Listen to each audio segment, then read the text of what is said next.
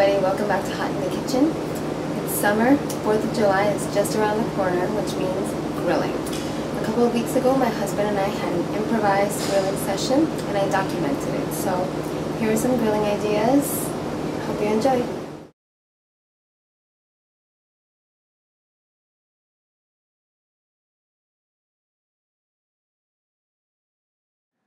First, wash the jalapeños.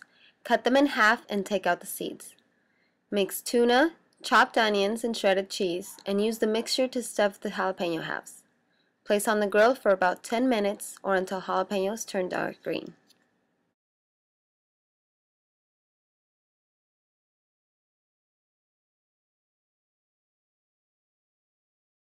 Put your vegetables on the grill. While they cook, make your pizza dough and sauce. You can refer to episode 3 for a recipe. I only used half of the dough since my grill's small. Once the vegetables are done, place dough on the grill for about 1.5 minutes on each side. Then put on sauce, vegetables, and cheese, and place back on the grill covered for another minute or until the cheese melts.